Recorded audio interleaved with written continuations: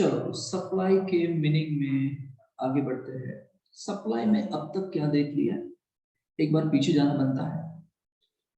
Supply define किया है section 7 में। 7(1) ए क्या कहता था? ये ऐसा कहता है कि अगर आपने सप्लाई किया हो और सप्लाई करने के लिए अगर आपने कंसिडरेशन लिया हो, फिर वो बिजनेस के लिए किया हो and for the furtherance of business, वो सप्लाई मान लिया जाएगा। 7(1)बी क्या कहता था कि अगर आपने इंपोर्ट ऑफ सर्विसेज की हो, गुड्स नहीं, इंपोर्ट ऑफ सर्विसेज की गई हो और अगर आपने कंसिडरेशन लिया हो, फिर आपने बिजनेस के लिए किया हो या ना किया हो, या आपने पर्सनल पर्पस के लिए भी किया गया हो, तो भी इसको सप्लाई मान लेंगे। 7(1)सी क्या कहता था, है ना? ये डीम्ड सप्लाई के बारे में बोल रहा था। डीम्ड सप्लाई के बारे में कहता था ये सब, ना? This is nothing but schedule 1, ठीक है। फिर 7(a)(b)(c) डी क्या कहता था? वो ऐसा कहता था कि हम बोल ही देंगे, हम मेंशन ही कर देंगे, आपको दिक्कत ही नहीं होगी, डिस्प्यूट ही करना नहीं होगा, हम बोल ही देंगे किसको बोलेंगे सप्लाई ऑफ गुड्स, किसको बोल देंगे सप्लाई ऑफ सर्विसेज, हम पहले से बोल देंगे। जैसे पुराने टेक्स्ट में जो कंफ्यूजन थी वो नहीं रहेगी। सो दे क्लैरिफाइड कि which are the supply of goods, SOG किस किस को कहेंगे एंड एसओएस किस किस को कहेंगे, वो पहले से ही बोल देंगे। This is nothing but schedule 2। इतना हमने यहां तक देख लिया है। अभी आगे बढ़ते हैं। अभी सेक्शन कौन सा है? Section 7 sub section 2। अब ये क्या कहता है?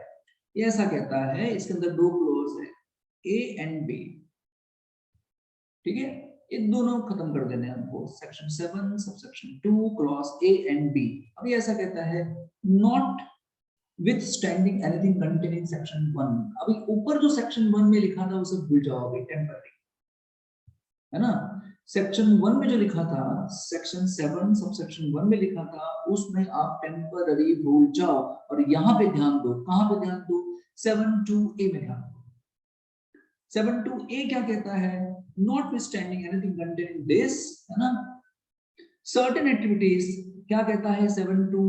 हेलो, 7(2)A क्या कहता है? Certain activities will be neither a supply of goods nor a supply of services। कुछ एक्टिविटीज हैं, कुछ ट्रांजैक्शंस है जिसको आप बिल्कुल भी सप्लाई ऑफ गुड्स या बिल्कुल भी सप्लाई ऑफ सर्विसेज नहीं मानोगे।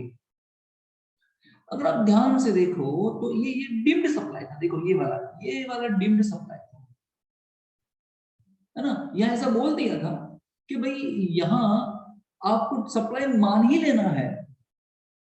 यहाँ पे कुछ एक्टिविटीज बताई गई थी, कुछ ट्रांजैक्शंस बताए गए थे, वहां ऐसा बोल दिया कि आपको डीम्ड सप्लाई मान लेना है, भले वो सप्लाई की डेफिनेशन में आए कि ना आए, भले उसकी कुछ एलिमेंट्स, कुछ इंग्रेडिएंट्स सप्लाई के, है ना, प्रेजेंट हो कि ना हो, आपको डीम्ड सप्लाई मान लेना है। यहाँ की बात थी। अब यहाँ क्या बोल रहे हैं? भले ये सप्लाई की मीनिंग में आता हो, सप्लाई हो रहा हो, आप देख रहे हैं कि सप्लाई हो रहा है, आप देख रहे हैं कि थोड़ा बहुत कंसिडरेशन भी दिया जा रहा है, अब अगर आप देख भी रहे हैं फिर भी आप उसको सप्लाई नहीं मानोगे। समझ में आया? शेड्यूल 1 क्या कहता था? आप मान लोगे, भले आप सप्लाई के कुछ एलिमेंट्स वहां पे, इसेंशियल्स वहां पे प्रेजेंट नहीं है, लेकिन यहाँ क्या होगा? आप सप्लाई नहीं मानोगे ना। हम बोल ही देते कि सप्लाई नहीं है, तो हमको पढ़ना है 7(2)A। इसको बोलते हैं नेगेटिव लिस्ट। क्या बोलते हैं इसको? हम negative list. So this is nothing but हमें जो लिखने जा रहे हैं, पढ़ने जा रहे हैं, इसको बोलते हैं negative list.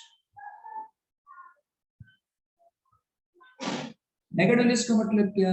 Neither supply of goods nor supply of services, ठीक है। चलिए, फर्स्ट एक्टिविटीज और transaction specified in schedule 3 start किया हमने। Activities or transaction which shall be treated neither supply of goods nor supply of services as per schedule 3 are as follow।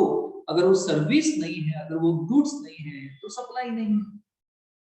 Service की meaning में आना चाहिए ना, गुड्स की meaning में आना चाहिए ना। ये तो बोल ही रहे हैं कि मीनिंग में लो ही मत, सर्विस की मीनिंग में लो ही मत, गुड्स की मीनिंग में लो ही मत, सप्लाई की मीनिंग में लो ही मत, ठीक है।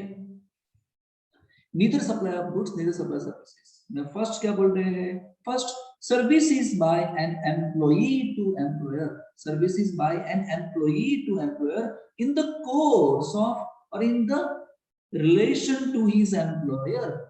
इसका मतलब क्या, इंडिया में जहां कहीं पे भी, इंडिया में जहां कहीं पे भी एम्प्लॉयर एम्प्लॉई का रिलेशन है, फिर भले वो सोल प्रोप्राइटर हो, भले वो पार्टनरशिप हो, भले वो कंपनी हो, कोई भी पर्सन क्यों नहीं हो, जहां पे अगर आप देख रहे हैं कि एम्प्लॉयर एम्प्लॉय रिलेशनशिप है और अगर एम्प्लॉई ने एम्प्लॉयर को जो सर्विसेज प्रोवाइड की, एम्प्लॉई ने एम्प्लॉयर को जो सर्विस प्रोवाइड की, वो सप्लाई की मीनिंग में नहीं लोगे, नेगेटिव लिस्ट में आ जाएगा, सप्लाई नहीं माना जाएगा। आपके पेरेंट्स भी तो जॉब करते होंगे, है ना, आपके पेरेंट्स जॉब करते होंगे, तो जहां पे जॉब करते हैं वो सर्विसेज देते हैं, तो क्या सर्विसेज के बदले में जीएसटी भी लेते हैं वो, ठीक है। लेकिन याद रखना, in the course of in relation to his employment होना चाहिए, in the course of his employment होना चाहिए, रिलेशन टू एम्प्लॉयमेंट होना चाहिए। एक होता है एम्प्लॉयर, एक होता है एम्प्लॉई, एम्प्लॉई एम्प्लॉयर को सर्विसेज प्रोवाइड करता है, जिसके बदले में एम्प्लॉयर एम्प्लॉई को सैलरी पे करता है, वेजेस पे करता है, रेम्यूनरेशन पे करता है। अब ये जो सर्विसेज प्रोवाइड की जा रही है, ये जो सर्विसेज प्रोवाइड की जा रही है, इन द कोर्स ऑफ एम्प्लॉयमेंट होनी चाहिए। अगर मैं कहीं स्कूल में पढ़ाता हूँ, कॉलेज में पढ़ाता हूँ, तो इन द कोर्स ऑफ एम्प्लॉयमेंट क्या होगा, तो बच्चों को पढ़ाने का काम इन द कोर्स ऑफ एम्प्लॉयमेंट हुआ, पेपर चेक करने का काम इन द कोर्स ऑफ एम्प्लॉयमेंट हुआ, अटेंडेंस लेने का काम इन द कोर्स ऑफ एम्प्लॉयमेंट हुआ। तो ये services in the course of employment होनी चाहिए, इन रिलेशन टू एम्प्लॉयमेंट होनी चाहिए। एंड एम्प्लॉयर एम्प्लॉई को, अब ध्यान से, एम्प्लॉयर एम्प्लॉई को जो पेमेंट करता है सैलरी, वेजेस एंड रेम्यूनरेशन का, ये जो फ्लो जा रहा है, पेमेंट करता है, वो भी सप्लाई में नहीं आएगा। लेकिन अगर उसने गिफ्ट दी और गिफ्ट की वैल्यू 50,000 से एक्सीड हो गई, up to 50,000 no issue, up to 50,000 पर employ per year, up to 50,000 पर employ per year no issue. लेकिन 50,000 से अगर गिफ्ट की वैल्यू बढ़ गई तो सप्लाई में आ जाएगा, जीएसटी इस पे लग जाएगा, ठीक है। और डिटेल में नहीं जाते, इतना काफी था। Point A, B point, B point में क्या कहते हैं sir, supplied by any court और tribunals established under the law for the time being in a force। इसका मतलब क्या, कोर्ट जो अपनी सर्विसेज देता है। सर कोर्ट मतलब कौन सी कोर्ट, अरे हर एक कोर्ट आ गई, supreme court, high court, district court, supreme ले लो, हाई ले लो, डिस्ट्रिक्ट ले लो, ये जो अपनी सर्विसेज प्रोवाइड करते हैं लोगों को, पीपल को, जनता को। तो ये सर्विसेज जो प्रोवाइड करते हैं जिस पे टैक्स लगेगा नहीं। सर कौन सी सर्विसेज प्रोवाइड करते हैं, अरे ये हमको केसेस सॉल्व करके देते हैं, है ना, क्रिमिनल केसेस सॉल्व करके देते हैं हमको, ये हमको डिसीजन प्रोवाइड करते हैं, हमारे डिस्प्यूट सॉल्व करते हैं, प्राइवेट डिस्प्यूट्स भी सॉल्व करके देते हैं। ये जो भी सर्विस प्रोवाइड करते हैं जिस पे जीएसटी लगेगा नहीं। ट्रिब्यूनल्स क्या होते हैं सर, ट्रिब्यूनल्स मतलब, है ना, ट्रिब्यूनल्स भी होते हैं, कोर्ट्स भी होती है ना। तो income tax appellate tribunals, income tax appellate tribunals एक ट्रिब्यूनल्स होते हैं, उसको भी गवर्नमेंट ने लॉ ने बना के रखा हुआ है, जिससे कोर्ट का बर्डन कम हो जाए, जिससे स्पीडी स्पीडी डिसीजंस आए, स्पीडी केस सॉल्व हो, है ना। तो इनकम टैक्स अपीलेट ट्रिब्यूनल्स भी है, ऐसे बहुत सारी, है ना, कस्टम के भी, इनडायरेक्ट टैक्सेस से भी अपीलेट ट्रिब्यूनल्स हो गए है। तो जो भी ट्रिब्यूनल्स है ना, जो इनकम टैक्स के केसेस सॉल्व कर लेते हैं, बराबर है कि नहीं। तो ये जो भी अपनी सर्विसेज प्रोवाइड करते हैं इस पे जीएसटी नहीं लगेगा, सप्लाई के मीनिंग में नहीं आएगा, ठीक है जी। चलिए कोड का मतलब समझा दिया, चलिए सेकंड हो गया, चलिए थर्ड, थर्ड में क्या है, the functions performed by member of parliament, member of state legislature, member of panchayat, member of municipalities and member of other local authorities, ठीक है। ये लोग कोई भी फंक्शंस परफॉर्म करते हैं, फंक्शंस परफॉर्म, फंक्शंस फंक्शंस अपने जो कार्य करते हैं, कौन कार्य करते हैं, फर्स्ट में क्या लिया गया, ए में क्या लिया गया, MPs member of parliament, MLAs member of legislative assemblies, member of panchayat, member of, है ना, क्या था, लोकल अथॉरिटीज, ये जो भी फंक्शंस करते हैं यार, है ना, ये मेंबर ऑफ पार्लियामेंट, पार्लियामेंट में जो मेंबर्स होते हैं, ये जो फंक्शंस करते हैं, हमने तो उनको इलेक्ट करके वहां पे रखा हुआ है, दे आर इलेक्टेड। तो हमने इनको क्यों इलेक्ट करके रखा, वो वहां पे क्यों है, मेंबर ऑफ पार्लियामेंट क्यों है वहां पे, क्योंकि वो लोग क्या करते हैं, नेशनल पॉलिसीज बनाते हैं वहां बैठ के, है ना। अगर आप रूलिंग गवर्नमेंट के MP हो तो आप लॉ बनाने में काम करते हो, हेल्प करते हो। अब अगर आप ऑपोजिशन के MP हो तो आप क्या करते हो, डिबेट्स करते हो, आप क्वेश्चनिंग करते हो, एक अच्छा सा लॉ निकल के आ जाए, ये उनके फंक्शंस है। जो नेशनल पॉलिसी बनाते हैं वही फंक्शंस MLA करते हैं स्टेट लेवल पे, है ना, member of panchayat, member of legislative assembly, ये सब ये काम करते हैं। जो भी फंक्शंस परफॉर्म करते हैं वो सप्लाई विद ही लिया जाएगा। क्लियर है? देन बी में क्या कहते हैं, duties performed by any person, duties performed by any person who hold any post in pursuance of provisions of constitution of that capacity. ऐसे लोग जो कॉन्स्टिट्यूशन के प्रोविजन के मुताबिक अपना ड्यूटी, अपनी पोस्ट होल्ड करते हैं, ऐसे लोग जो कॉन्स्टिट्यूशन के प्रोविजंस के मुताबिक अपनी ड्यूटीज होल्ड करते हैं। फॉर एग्जांपल ले लो president of India, president of India जो फंक्शंस करेंगे भाई वही फंक्शंस है, वही वाले फंक्शंस है ना, देश को चलाने वाले फंक्शंस होते हैं। ये लोग क्या करते हैं, ये प्रेसिडेंट ऑफ इंडिया क्या करते हैं, बिल पास करते हैं, है ना, प्रेसिडेंट ऑफ इंडिया की साइन से बिल पास होता है, ये बिल पास करते हैं, वही फंक्शंस करते हैं। ठीक है, ये जो भी फंक्शंस करेंगे, प्रेसिडेंट ऑफ इंडिया ले लो, फिर आप ले लो सुप्रीम कोर्ट के जज, सुप्रीम कोर्ट के जज जो फंक्शंस करते हैं, ठीक है, ये जो भी फंक्शन ये लोग करते हैं तो सप्लाई में मीनिंग में नहीं आएगा। क्लियर? फिर the duties performed by any person as a chairperson or a member or a director in a body established by the central government of India। ऐसी कोई बॉडी है जो सेंट्रल गवर्नमेंट ऑफ इंडिया ने establish की है। For example आप ले लो CBDT, central board of direct taxes, central board of indirect taxes भी है, central board of direct taxes एक बॉडी है, ठीक है, जो एस्टैब्लिश की है गवर्नमेंट ऑफ इंडिया ने, सेंट्रल गवर्नमेंट ऑफ इंडिया ने एस्टैब्लिश की है। तो CBDT के जो भी मेंबर्स होंगे, उसका चेयरपर्सन होगा, उसके मेंबर्स होंगे, है ना, ये जो भी फंक्शंस परफॉर्म करते हैं CBDT के लिए, टैक्सेस के लिए, डायरेक्ट टैक्सेस के लिए जो भी फंक्शंस परफॉर्म करते हैं, है ना, वो इसके सप्लाई के मीनिंग में नहीं लिया जाएगा। ठीक है, तो ये जो पॉइंट था, ये 3 वाले पॉइंट पे फंक्शंस की बात कर रहे हैं। तो फंक्शन की बात कर रहे थे, फंक्शन कहां से स्टार्ट करना है आपको, MP, MLA, member of panchayat, local authority. फिर आपको बोल देना है कि ऐसे लोग जो कॉन्स्टिट्यूशन ऑफ इंडिया के प्रोविजंस के अंदर ड्यूटीज होल्ड करते हैं, वो लोग जो फंक्शंस परफॉर्म करते हैं वो, एंड जो सेंट्रल गवर्नमेंट ऑफ इंडिया है जो ऐसी बॉडी एस्टैब्लिश करते हैं, उनके जो चेयरपर्सन होते हैं, चेयरमैन होते हैं, मेंबर्स होते हैं, वो जो फंक्शंस परफॉर्म करते हैं वो सप्लाई की मीनिंग में नहीं आएगा।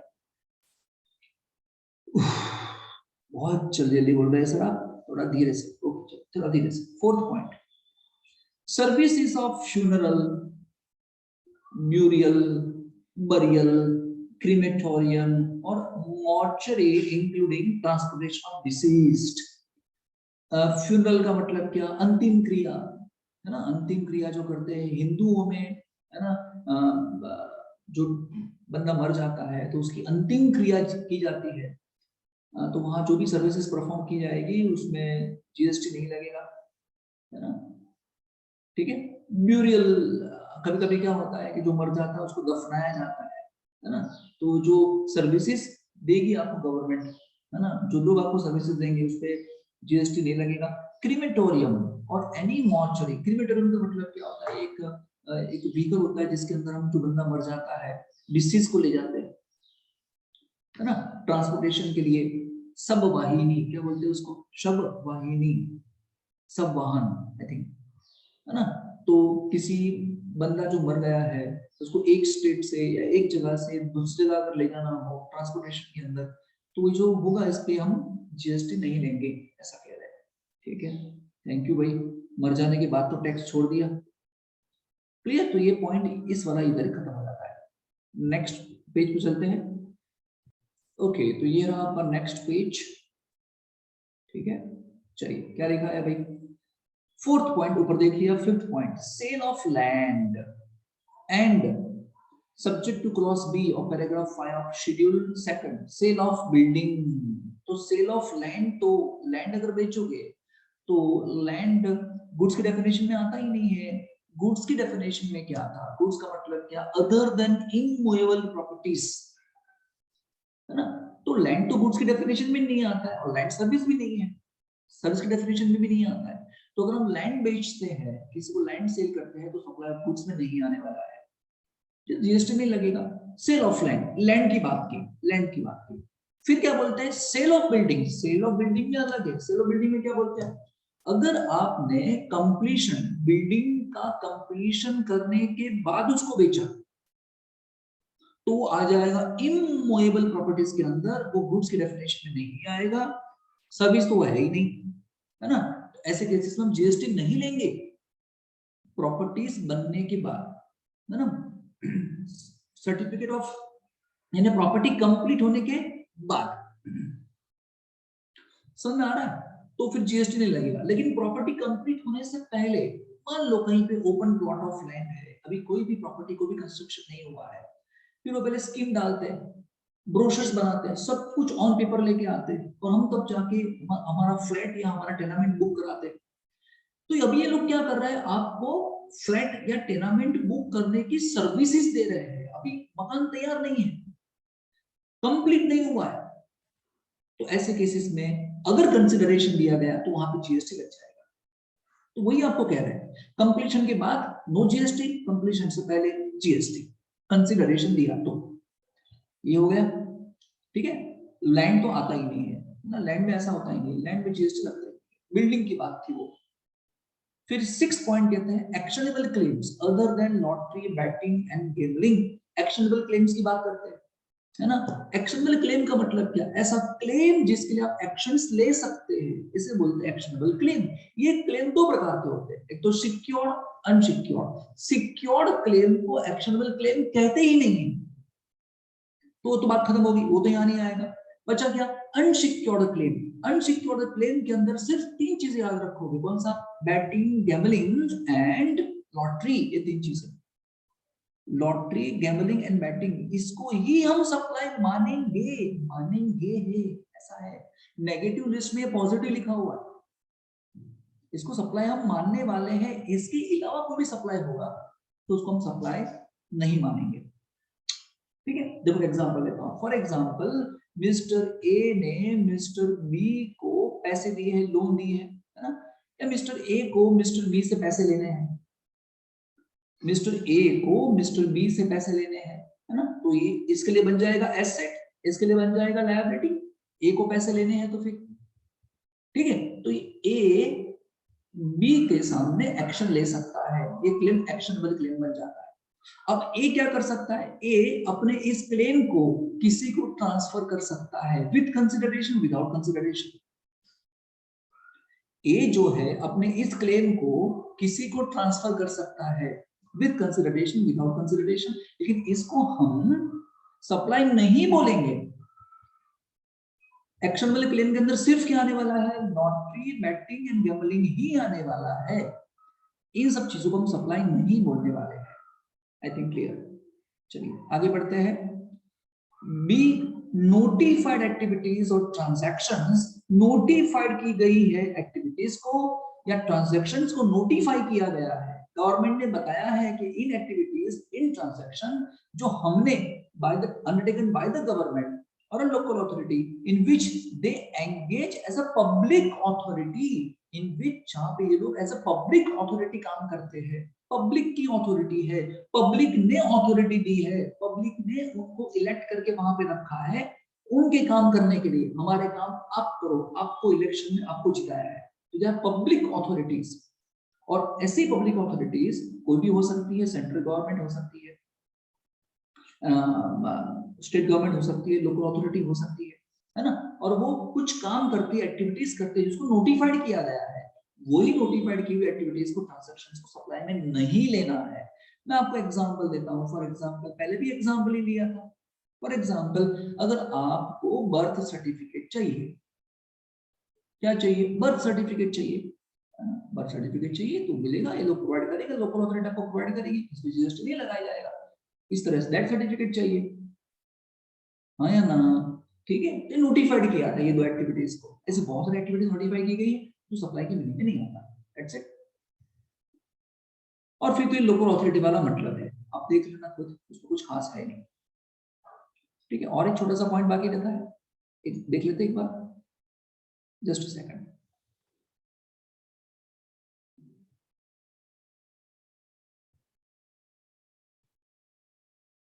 ठीक है, ये रहा छोटा सा point. Other transaction to be notified, एक just a second. Okay, other transaction to be notified which qualify as supply of goods and supply of services, section 7(3) की बात कर रहे हैं। Central government notify such other transaction to either qualify as supply of goods, supply of services. This notification must be issued only upon the recommendation of council. Council क्या होता है? मैंने आपको बताया पहले भी। काउंसिल क्या होता है कि भाई सेंट्रल फाइनेंस मिनिस्टर बैठते हैं काउंसिल के अंदर, जितने भी स्टेट्स होते हैं स्टेट के फाइनेंस मिनिस्टर बैठते हैं, है ना, और वो लोग जीएसटी के बारे में चर्चा करते हैं कि जीएसटी जो भी लॉ है वो उसको इफेक्टिवली इंप्लीमेंट करे उसको। तो काउंसिल है, काउंसिल रिकमेंडेशन करती है गवर्नमेंट को, है ना, काउंसिल रिकमेंडेशन करती है गवर्नमेंट को, और गवर्नमेंट नोटिफिकेशन के थ्रू, है ना, कहेगी, बोल सकती है कि इन चीजों को हम सप्लाई ऑफ गुड्स बोलेंगे, इन चीजों को हम सप्लाई ऑफ सर्विसेज बोलेंगे, जो ऊपर ने नहीं बताया था। सप्लाई की डेफिनेशन इंक्लूसिव है, ये जो बोल रहे हैं वो फाइनल थोड़ी है, इसका मीनिंग रिस्ट्रिक्टेड थोड़ी है। मींस, सप्लाई मींस मतलब रिस्ट्रिक्टेड, सप्लाई इंक्लूड्स मतलब अनरिस्ट्रिक्टेड मीनिंग, है ना। तो नई नई चीजें आती जाएगी, मीनिंग वाइडर बनता जाएगा, लेकिन काउंसिल बोलेगी गवर्नमेंट को, गवर्नमेंट नोटिफिकेशन के थ्रू डिसाइड करेगी कि इन चीजों को हम बोलेंगे सप्लाई ऑफ गुड्स, इसको बोलेंगे supply of services. I think clear. 2.7 other aspects of supply की बात कर रहे हैं। सेल्फ सप्लाई, सेल्फ सप्लाई में अगर आप देखो ना देखो जो भी है, इंटरस्टेट सप्लाई की बात करते हैं, कहीं ना कहीं होगा इंट्रास्टेट सप्लाई। इंट्रास्टेट देखिए, इंट्रास्टेट सप्लाई है ना। सेल्फ सप्लाई की बात कर रहे हैं, इसके अंदर दो है, एक तो है इंटरस्टेट और दूसरा इंट्रास्टेट। इंटरस्टेट का मतलब क्या? दो स्टेट के बीच में सप्लाई हो रहा है, सेल्फ सप्लाई। सप्लाई का मतलब क्या? एक पर्सन से दूसरे पर्सन के थ्रू। लेकिन ये इंटरस्टेट है, इसका मतलब क्या? स्टेट अलग अलग है, ये स्टेट 1 है, ये स्टेट 2 है, और यहाँ पे ट्रांसफर हो रहा है, सप्लाई हो रहा है। सेल्फ का मतलब क्या? आपकी हेड ऑफिस आपकी ब्रांच को सेंड कर रही है, या ब्रांच ऑफिस वापस कर रही है हेड ऑफिस को, है ना। तो सेल्फ सप्लाई दो प्रकार के, इंटरस्टेट में हो तो इंट्रास्टेट में। अब इंटरस्टेट के अंदर तो क्या होगा? ऑलवेज सप्लाई माना जाएगा, सप्लाई ही माना जाएगा, इवन विदाउट कंसिडरेशन, कंसिडरेशन नहीं होगा तो भी, क्योंकि ये तो रिलेटेड पर्संस में आ जाएगा, सॉरी डिस्टिंक्ट पर्सन में आ जाएगा। किस में आ जाने वाला है? डिस्टिंक्ट पर्सन में आ जाएगा, सिखा दिया मैंने आपको डिस्टिंक्ट पर्सन में। अब इंट्रास्टेट की बात करते हैं, तो इंट्रास्टेट में क्या बोल दिया कि अगर इस तरीके से किसी एक स्टेट के अंदर हम ट्रांसफर करते हैं, ठीक है, तो अगर डिफरेंट रजिस्ट्रेशन है, इंटरस्टेट में तो क्या होगा? इंटरस्टेट में डिफरेंट रजिस्ट्रेशन ही चाहिए ना, क्योंकि एक स्टेट से दूसरे स्टेट में ट्रांसफर करने के लिए आपको दोनों स्टेट के अंदर रजिस्ट्रेशन लेना पड़ेगा। लेकिन इंट्रास्टेट जो होगा, इंट्रास्टेट के अंदर आप इस तरीके से सेल्फ सप्लाई करोगे, branch to head office, head office to branch, है ना। अगर ऐसा करोगे तो अगर सिंगल रजिस्ट्रेशन होगा, सिंगल रजिस्ट्रेशन होगा तो सप्लाई नहीं माना जाएगा, अगर डिफरेंट रजिस्ट्रेशन होगा तो सप्लाई मान लिया जाएगा। क्लियर? और कुछ बाकी है सर? एक छोटा सा पॉइंट बी बाकी है, देखो, जॉब वर्क। लास्ट में क्या बोला गया है? जॉब वर्क, ठीक है। अब जॉब वर्क का मतलब क्या होता है? जॉब वर्क का मतलब क्या होता है? एक होता है प्रिंसिपल, एक होता है प्रिंसिपल, एक होता है मालिक, और दूसरा होता है जॉब वर्कर, जो जॉब वर्क करते हैं, है ना। तो क्या होता है, प्रिंसिपल क्या करता है, जॉब वर्कर को कुछ रॉ मटेरियल देते हैं, या कभी कभी ऐसा हो जाए कि कभी कैपिटल गुड्स भी उसको दिया गया हो। जॉब वर्कर क्या करते हैं, इस रॉ मटेरियल जो उनके पास आया उस पर थोड़ा प्रोसेस करके, है ना, प्रोसेस करके इस रॉ मटेरियल को वापस कर देते हैं प्रिंसिपल को। ठीक है, देखो एग्जांपल से समझता हूं। फॉर एग्जांपल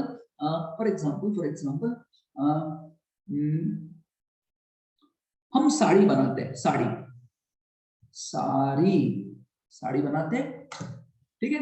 अब प्रिंसिपल साड़ी बनाता है, अब वो क्या करता है, उस साड़ी का जो रॉ मटेरियल जॉब वर्कर को देता है, तो उसको क्या बोलता है कि इस साड़ी पे आपको थोड़ा डिजाइनिंग वर्क करना है, और डिजाइनिंग वर्क करने के बाद आपको मुझे वापस कर देना है। ये डिजाइनिंग वर्क करने के लिए हो सकता है कि प्रिंसिपल उसको रॉ मटेरियल दे, कुछ कैपिटल गुड्स दे, जिससे जॉब वर्कर काम कर सके। ठीक है, अब प्रिंसिपल ने जॉब वर्कर को जो सप्लाई किया गया है वो सप्लाई की बेनिफिट नहीं लेंगे। जॉब वर्कर जो है, जॉब वर्कर इसको जो जॉब वर्क करेंगे, जो जॉब करने वाले हैं, करने के बाद प्रिंसिपल को देंगे, उसको भी सप्लाई की मीनिंग में नहीं लेंगे। क्यों? क्योंकि जॉब वर्कर इन जीएसटी के कॉम्प्लायंसेस से थोड़े फ्री रह सके, इसलिए। ठीक है, लेकिन मेरी बात ध्यान से सुनना, लेकिन जॉब वर्कर, जॉब करने वाला बंदा, इस काम से, है ना, उसने जो प्रिंटिंग का काम किया उस साड़ी पे, उस काम से अगर उसने पैसे कमाए और वो एग्जम्पशन लिमिट से बढ़ गया, तो उसको जीएसटी पे करना पड़ेगा उस कंसिडरेशन पे, उसने जो इनकम की उस पे। समझ रहे हो ना? साड़ी, प्रिंसिपल ने साड़ी दी किसको दी, साड़ी दी किसको दी, जॉब वर्कर को दी। जॉब वर्कर ने उस पर काम किया, काम करने के बाद वापस कर दिया, ये सप्लाई में नहीं है। लेकिन फिर प्रिंसिपल ने जॉब वर्कर को पेमेंट किया ना, समझ में आया, वो पैसे कमाया, ये जीएसटी में आ जाएगा। कब? वो एग्जम्पशन जो थ्रेशोल्ड लिमिट थी उससे बढ़ जाएगा तो। Clear? Okay, done, this question is done. ये पूरा क्वेश्चन मैंने करवा दिया है। इसके बाद के जो ऑब्जेक्टिव्स है आपको खुद करने हैं, है ना। जितने भी ऑब्जेक्टिव्स है इन्हीं सप्लाई पे डिपेंड करते हैं, खुद करने हैं। कोई डाउट हो मुझे बताना।